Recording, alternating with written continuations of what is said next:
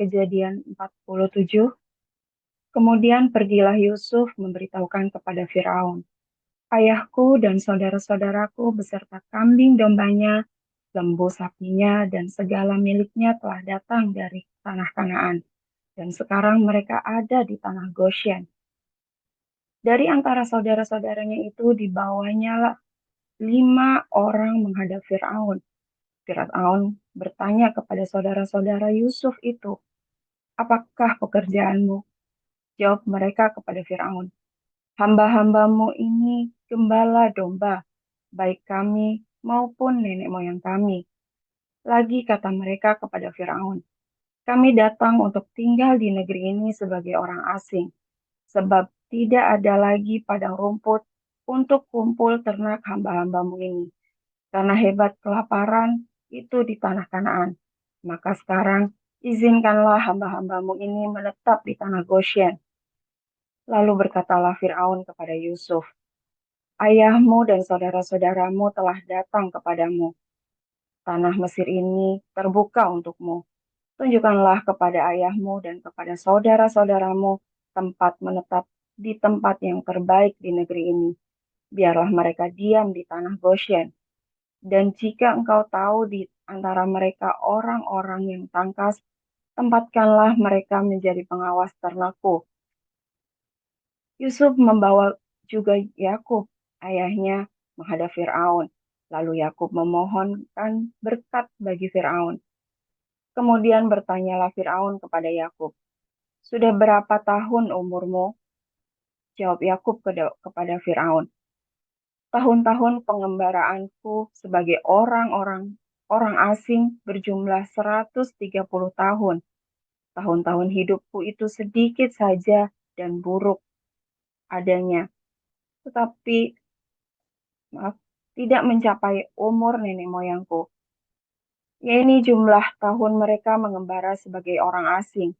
Lalu Yakub memohonkan berkat bagi Firaun.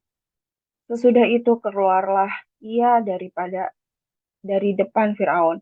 Yusuf menunjukkan kepada ayahnya dan saudara-saudaranya tempat untuk menetap dan memberikan kepada mereka tanah milik di tanah Mesir, di tempat yang terbaik di negeri itu, di tanah Rameses, seperti yang diperintahkan Firaun. Dan Yusuf memelihara ayahnya, saudara-saudaranya, dan seisi rumah ayahnya dengan makanan, menurut jumlah anak-anak mereka. Di seluruh negeri itu tidak ada makanan, sebab kelaparan itu sangat hebat, sehingga seisi tanah Mesir dan tanah Kanaan lemah lesu karena kelaparan itu.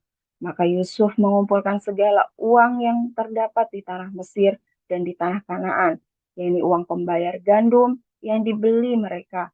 Dan Yusuf membawa uang itu ke dalam istana Firaun. Setelah habis uang di tanah Mesir dan di tanah Kanaan, datanglah semua orang Mesir menghadap Yusuf serta berkata, "Berilah makanan kepada kami. Mengapa kami harus mati di depanmu?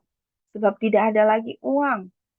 Jawab Yusuf, "Jika tidak ada lagi uang, berilah ternakmu, maka aku akan memberi makanan kepadamu sehingga ganti ternakmu itu."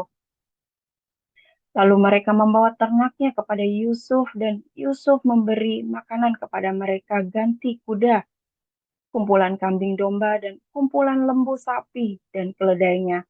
Jadi disediakannya lah bagi mereka makanan ganti segala ternak pada tahun itu.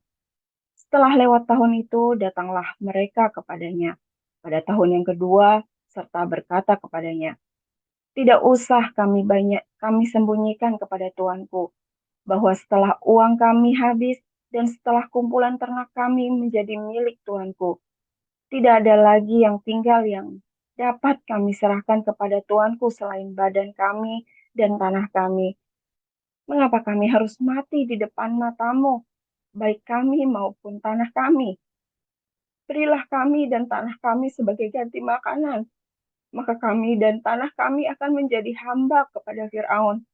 Berilah benih supaya kami hidup dan jangan mati, dan supaya tanah itu jangan menjadi tandus." Lalu Yusuf memberi segala tanah orang Mesir untuk Firaun. sebab orang Mesir itu masih menjual ladangnya. Karena berat kelaparan itu menimpa mereka, demikianlah negeri itu menjadi milik Firaun. Dan tentang rakyat itu, diperhambakannya lah mereka di depan Mesir dari ujung yang satu sampai ujung yang lain. Hanya tanah para imam tidak dibelinya, sebab para imam mendapat tunjangan tetap dari Firaun, dan mereka hidup dari tunjangan itu. Itulah sebab mereka tidak menjual tanahnya. Berkatalah Yusuf kepada rakyat itu, pada hari ini aku telah membeli kamu dan tanahmu untuk Firaun. Inilah benih bagimu, supaya kamu dapat menabur di tanah itu. Mengenai hasilnya, kamu harus memberikan 1/5 bagian kepada Firaun, dan yang 4 bagiannya itu bagiannya lagi, itulah yang menjadi benih untuk ladangmu dan menjadi makanan kamu dan mereka yang ada di rumahmu dan menjadi makanan anak-anakmu. Lalu berkatalah mereka, Engkau telah memelihara hidup kami, asal kiranya kami mendapatkan hak kasih Tuanku, biarlah kami menjadi hamba kepada Firaun. Yusuf membuat hal itu menjadi suatu ketetapan mengenai tanah di Mesir sampai sekarang, yakni bahwa 1/5 dari hasil menjadi milik Firaun. Hanya tanah para imam tidak menjadi milik Firaun. Maka diamlah Israel di tanah Mesir, di tanah Goshen, dan mereka menjadi penduduk di situ. Mereka beranak cucu dan sangat bertambah banyak. Dan Yakub masih hidup 17 tahun di tanah Mesir. Maka umur Yakub, yakni tahun-tahun hidupnya, menjadi 147 tahun. Ketika hampir waktunya bahwa Israel akan mati, dipanggilnya lah anaknya, Yusuf, dan berkata kepadanya, jika aku mendapat kasihmu, letakkanlah kiranya tanganmu di bawah pakal pahaku, dan bersumpahlah bahwa engkau akan menunjukkan kasih dan setia kepadaku. Janganlah kiranya kuburkan aku di Mesir, karena aku mau mendapatkan perhentian bersama-sama dengan nenek moyangmu dan dengan nenek moyangku. Sebab itu, angkutlah aku dari Mesir dan kuburkanlah aku dalam kubur mereka. Jawabnya, aku akan berbuat seperti katamu itu. Kemudian kata Yakub, bersumpahlah kepadaku. Maka Yusuf pun bersumpah kepadanya. Lalu sujudlah Israel di sebelah kepala tempat tidurnya. Amin. Kolose 2 ayat 1 sampai 23. Karena aku mau supaya kamu tahu betapa beratnya perjuangan yang kulakukan untuk kamu dan untuk mereka yang di Laodikia dan untuk semuanya yang belum mengenal aku pribadi, supaya hati mereka terhibur dan mereka bersatu dalam kasih, sehingga mereka memperoleh segala kekayaan dan keyakinan pengertian dan mengenal rahasia Allah, yaitu Kristus. Sebab di dalam dialah tersembunyi segala harta hikmat dan pengetahuan. Hal ini kukatakan, supaya jangan ada yang memberdayakan kamu dengan kata-kata yang indah. Sebab, meskipun aku sendiri tidak ada di antara kamu, tetapi dalam roh, aku bersama-sama dengan kamu, dan aku melihat dengan sukacita tertib hidupmu dan keteguhan imanmu dalam Kristus. Kamu telah menerima Kristus Yesus Tuhan kita. Karena itu, hendaklah hidupmu tetap di dalam Dia. Hendaklah kamu berakar di dalam Dia dan dibangun di atas Dia. Hendaklah kamu bertambah teguh dalam iman yang telah diajarkan kepadamu, dan hendaklah hatimu melimpah dengan syukur. Hati-hatilah, supaya jangan ada yang menawan kamu dengan filsafatnya yang kosong dan palsu, menurut ajaran turun-temurun, dan roh-roh dunia, tetapi tidak menurut Kristus. Sebab dalam Dialah berdiam secara jasmania seluruh kepenuhan kealahan, dan kamu telah dipenuhi di dalam Dia. Dialah kepala semua pemerintah dan penguasa. Dalam Dia, kamu telah disunat bukan dengan sunat yang dilakukan oleh manusia, tetapi dengan sunat Kristus, yang terdiri dari penanggalan akan tubuh yang berdosa. Karena dengan Dia, kamu dikuburkan dalam baptisan, dan di dalam Dia, kamu turut dibangkitkan juga oleh kepercayaanmu kepada kerja kuasa Allah, yang telah membangkitkan Dia dari orang mati.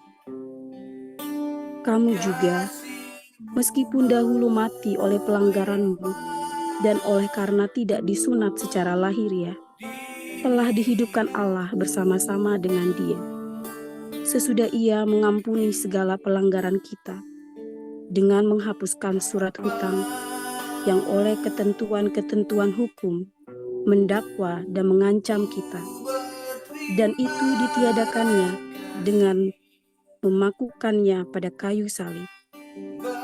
Ia telah melucuti pemerintah-perintah dan penguasa-penguasa dan menjadikan mereka tontonan umum dalam kemenangannya atas mereka. Karena itu, janganlah kamu biarkan orang menghukum kamu mengenai makanan dan minuman, atau mengenai hari raya, bulan baru, ataupun hari Sabat. Semuanya ini hanyalah bayangan dari apa yang harus datang, sedang wujudnya ialah Kristus. Janganlah kamu biarkan kemenanganmu digagalkan oleh orang yang pura-pura merendahkan diri dan beribadah kepada malaikat, serta berkanjang pada penglihatan dan tanpa alasan membesar-besarkan diri oleh pikirannya yang duniawi. Sedang ia tidak berperang teguh kepada kepala, dari mana seluruh tubuh yang ditunjang dan diikat menjadi satu oleh urat-urat dan sendi-sendi, menerima pertumbuhan ilahinya. Apabila kamu telah mati bersama-sama dengan Kristus dan bebas dari roh-roh dunia, mengapakah kamu menaklukkan dirimu pada rupa-rupa peraturan, seolah-olah kamu masih hidup di dunia? Janganlah jamah ini, jangan kecap itu, jangan sentuh ini. Semuanya itu hanya mengenai barang yang binasa oleh pemakan, dan hanya menurut perintah-perintah dan ajaran-ajaran manusia.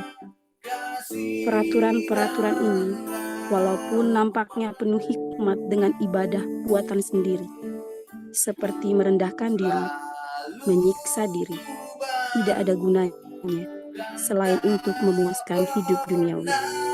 Haleluya, firman Tuhan selalu baru setiap hari ketika kita semua menantikan Tuhan dengan pengharapan yang benar, saudara ya. Saudara, saya dulu kayaknya pernah cerita ya, dulu sekali ya saya pernah cerita. Mengapa karir saya bisa melaju dengan cepat di masa muda saya ya. Bahkan kalau terima gaji itu, saya setahun bisa 3 kali naik gaji, saudara ya. Dari gajinya, misalnya nih, gaji saya dulu itu 4 juta.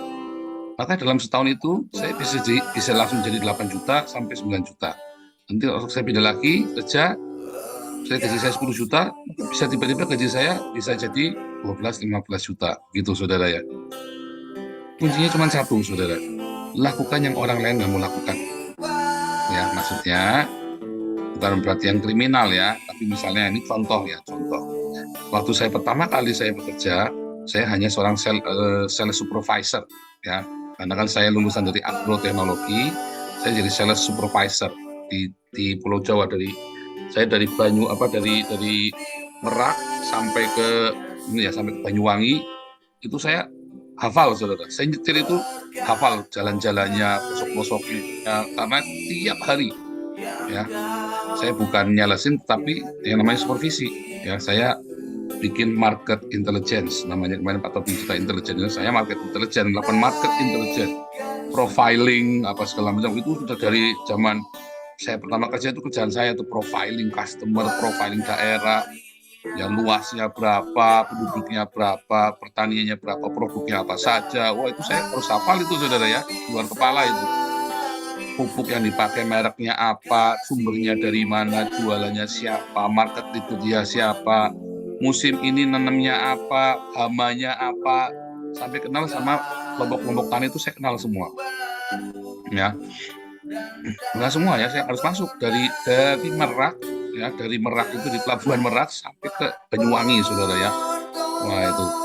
Nah, kalau itu mah biasa, kerjaan biasa, semua yang mau, ya dikasih mobil, dikasih apa, semua juga mau, saudara ya. Tiba-tiba ada lowongan ke Palembang, saudara. Di Palembang ini saya orang Chinese kan, nggak ada yang berani, saudara, pergi ke Palembang. Karena zaman itu, zaman orang tembak-tembakan di pinggir jalan, kayak film Hongkong itu ya, tembak-tembakan di pinggir jalan itu beneran, saya ngeliat itu tembak-tembakan di pinggir jalan itu ya, dan itu hampir tiap hari, tiba-tiba ada orang jatuh, tusuk gitu ya.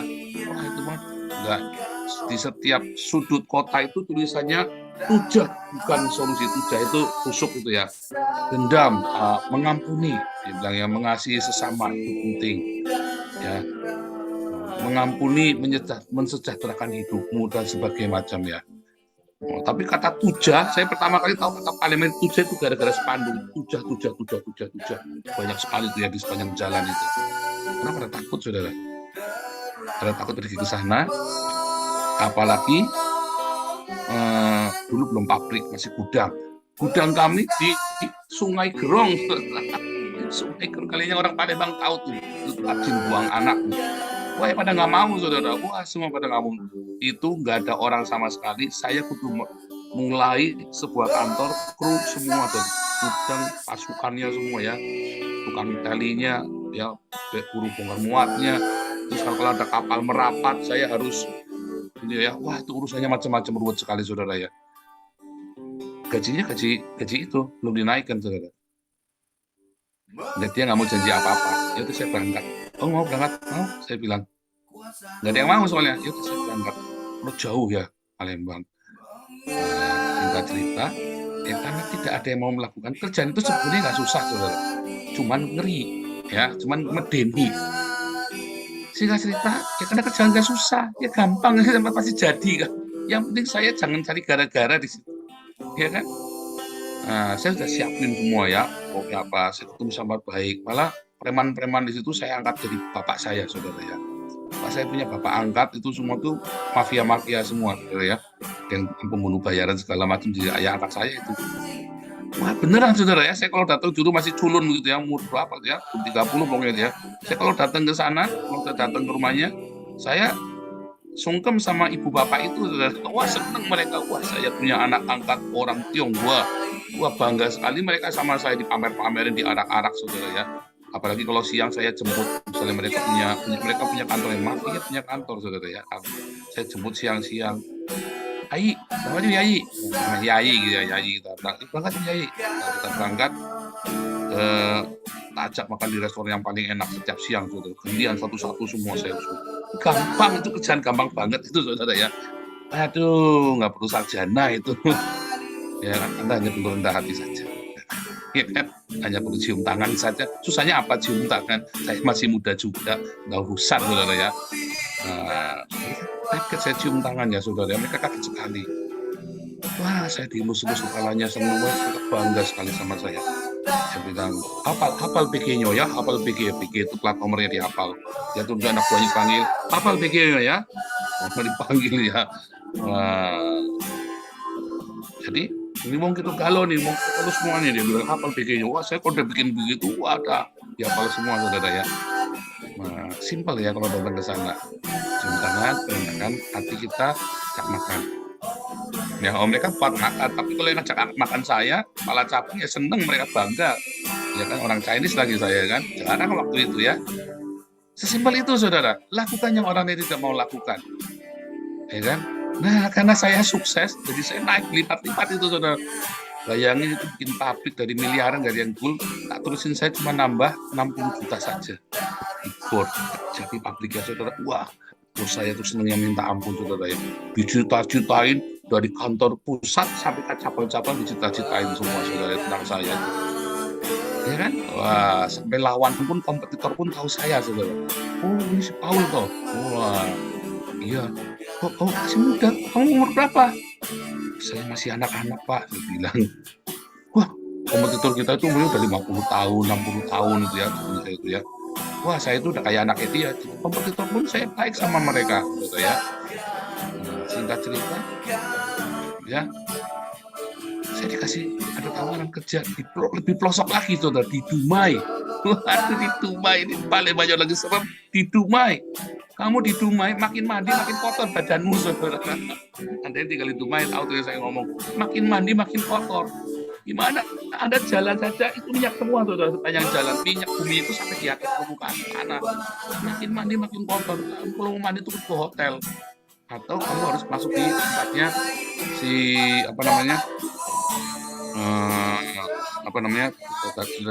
minyak gitu ya. Ada perusahaan minyak di situ gede di Duri itu ya. Jadi saya kalau mandi ke situ berenang, saudara, tiap sore. Wah, sengsara sekali. Ya nggak ada yang mau, ya saya mau, nggak apa-apa. Gaji saya gede lagi, tambah gede lagi, saudara. Simpel ya. Anda tahu nggak kenapa orang kalau kerja di kilang minyak, ya itu gajinya bisa 50 juta, saudara ya. Di kilang minyak itu dilepas pantai, Anda cuma jadi guru saja gajimu bisa 50 juta, saudara. Gede. Banyak yang nggak mau, saudara. Anda salah-salah kesambar bisa mati, saudara. Kalau kamu lamun, kalau kamu kerja yang benar ya nggak apa-apa. Kerja itu yang penting yang benar, ya. Serius, sampai kerja lakukan yang terbaik. Simple, saudara. Lakukan yang terbaik. Sehina apapun pekerjaanmu, seremeh apapun pekerjaanmu, kamu lakukan terbaik, pasti kamu sukses, saudara. Mentang-mentang kamu jadi tukang sampah terus kamu meremehkan, saudara, bodoh kamu, saudara. Walaupun kamu tukang sampah, mengutin sampah, sekalipun lakukan dengan passion, saudara. Pak, passionnya apa tukang sampah? Saya nggak tahu. Bagus, kamu masih bisa kerja. Ya, yang saya sering bilang apa tukang ojek. Ya kan? Kenapa? Karena ojek itu gampang, kamu punya motor, kamu ngojek, yang penting kamu bisa bayar cicilan motor. Sembakonya gimana? Telepon, bun pagi.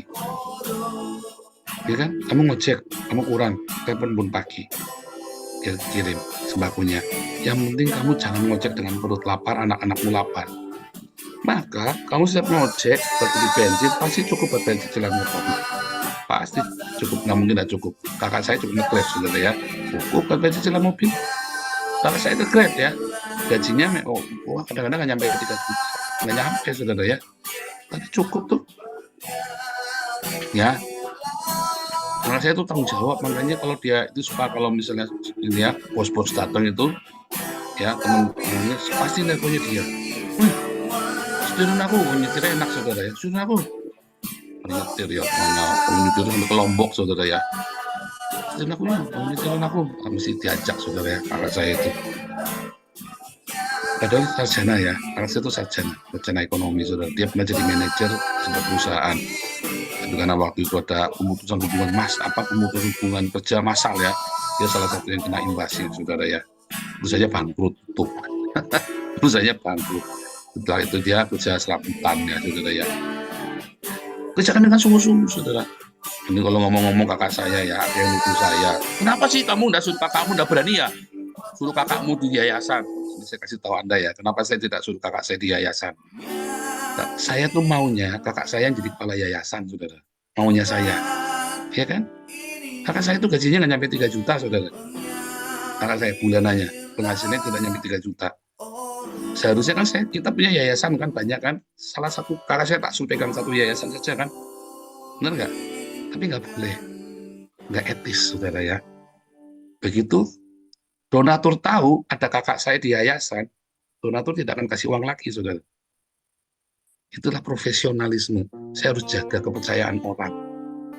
Apalagi kemudian kakak saya nanti kemudian di yayasan, misalnya nih, selip nggak sengaja, namanya orang, kan nggak tahu ya, saudara ya.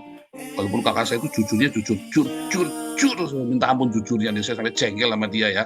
Dulu waktu saya nakal. Aduh, kamu udah realistis, saya bilang. Dia jujur ya, dia kan akunting kakak saya, saudara ya. Akunting, tak taruh di yayasan, suki, saudara, kakak saya. Tak perlu pusing saya. Ya kan? Kita cari akunting pusing, saya taruh kakak saya saja kan harusnya kan. Tapi coba kalau donatur tahu kakak saya di yayasan, geger, saudara.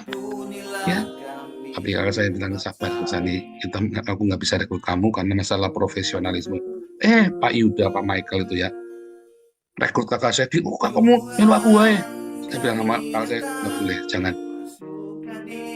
Serius, saya bilang nggak boleh. Oh jangan, nanti jadi nepotisme kong kali kon repot saya nanti kalau udah bikin salah, kita semua yang kena. Itu alasan saya tidak rekrut kakak saya itu, saudara. Padahal kata saya pas-pasan banget hidupnya. Tahu nggak, anaknya dapat beasiswa, saudara. Itu cara Tuhan. Gaji kurang minim, saudara. Saya tiap bulan masih transfer kakak saya. Oh saya ngomong, kakaknya juga nggak malu, saya juga nggak malu. Sebab dulu saya kurang juga kakak saya bayarin saya. Saya tenggelam, pernah tenggelam ya, saya pernah tenggelam. Kakak saya nyelamatin saya, saudara. Kakak saya itu kalau suruh mati buat saya, mau dia mati buat saya. Serius, saudara, kita kakak beradik begitu. Tetapi saya nggak boleh taruh kakak saya di dalam yayasan kita. Nggak boleh, haram jadah. Nggak boleh. Itu melanggar etika, saudara, nepotisme. Ada apa-apa, uangnya tuh di sana, repot saya, saudara. Nggak boleh, ya, saudara. Kecuali ini perusahaan. Tapi ini kan yayasan, milik umum. Itu ya alasannya ya. Jadi Anda tahu kenapa saya tidak taruh kakak saya. Bukan takut, kakak saya emang nggak takut, saudara. Ya, kita itu keluarga nggak ada yang takut, saudara. Nggak ada yang penakut begitu. Nah, sebalik lagi kakak saya dia adalah pekerja. Matanya itu ya suka berdarah tuh ya, merah-merah itu ya. Itu ini penyakit lagi heran lagi banyak di Indonesia ya. Tiba-tiba matanya merah semua, terus korneanya lepas. Saudara. Coba bayangin. Tapi dia tetap bekerja. Nggak bisa jauh sekarang Grabnya, dia bilang gitu ya.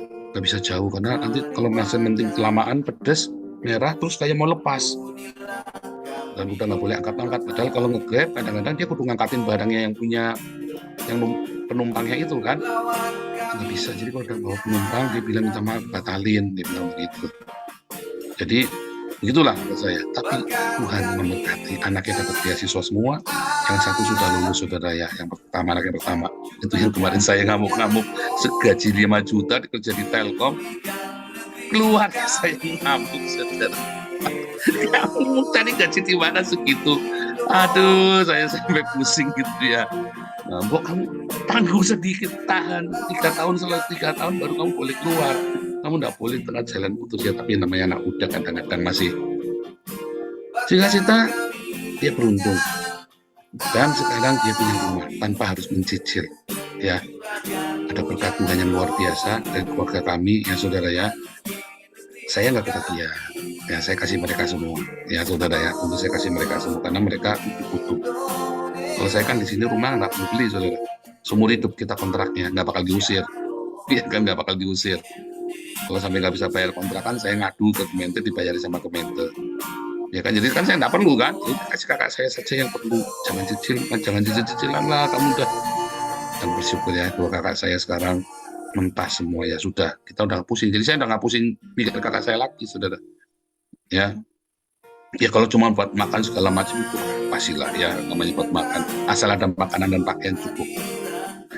Kan saya kerja, setiap kali kerjaan dia kerjakan dengan sungguh-sungguh. Mungkin kerjaan itu tidak cukup uangnya, tapi berkat Tuhan ya limpah yang aneh-aneh, saudara. Jadi ketika kamu melakukan satu, kalau kamu pengen ya kamu bagus, lakukan yang banyak orang lain nggak suka lakukan. Dalam tanda kutip, pekerjaan yang mungkin bau atau kotor ya. Jadi pemulung itu banyak duitnya, saudara ya. Kerja hendak jadi tengkulak ikan. Banyak orang nggak mau, banyak duitnya itu tengkulak ikan, saudara ya. Kerja apa lagi, saudara? Oke, misalnya ke Papua.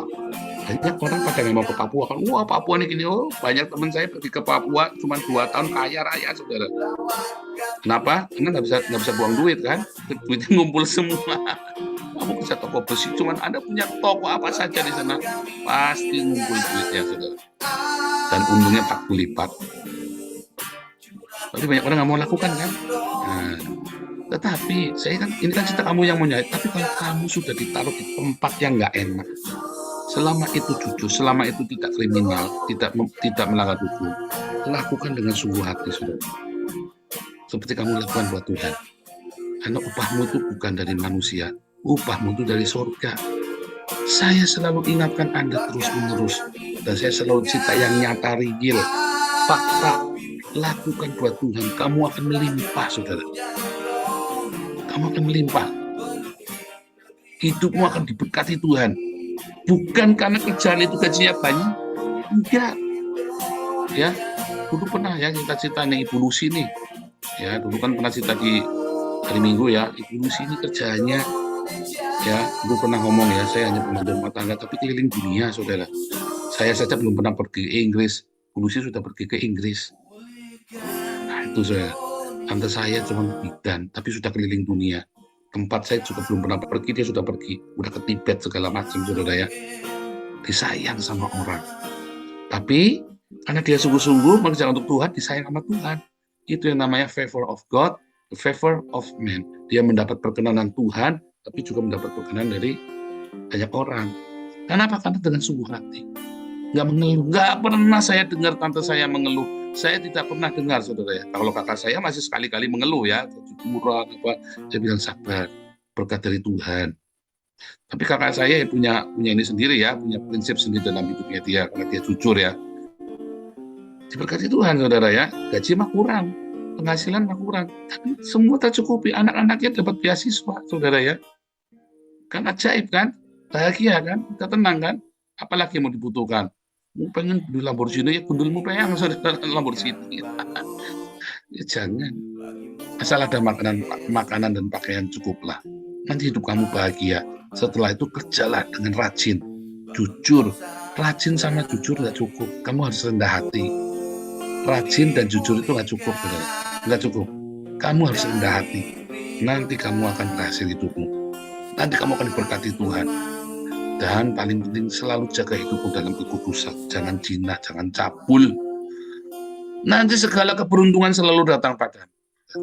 Ya, orang Israel kan di Goshen. Orang Mesir pada yang mau kerja di Goshen, saudara. Bodoh. Ya kan? Karena di Goshen itu tempatnya padang rumput hijau. Di situ ada sungai, saudara. Ya. Bodoh, orang Mesir pada nggak mau ke situ.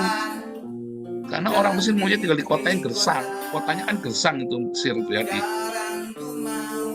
Tapi orang Israel tinggalnya di Goshen yang subur, di mana padang penggembalaan, di mana pekerjaan itu dianggap hina oleh orang Mesir. Dianggap hina oleh orang Mesir, tapi itu membuat orang Israel jadi kaya raya, saudara ya. Itulah kuncinya ya. Lakukanlah seperti melakukan untuk Tuhan. Kan Tuhan bilang, kamu pergi ke Goshen, tinggal di Goshen, bilang tinggal di Goshen, kata Yakub kan, dengan hikmat dari Roh Kudus. Tinggal di Goshen, minta tinggal di Goshen. Apa si Yusuf, Yakub, ya kan, minta tinggal di Goshen, karena ya Yusuf kan tahu, dia lihat itu tanah di mana semua tuh di Goshen itu paling subur, tinggal di sana cepetan.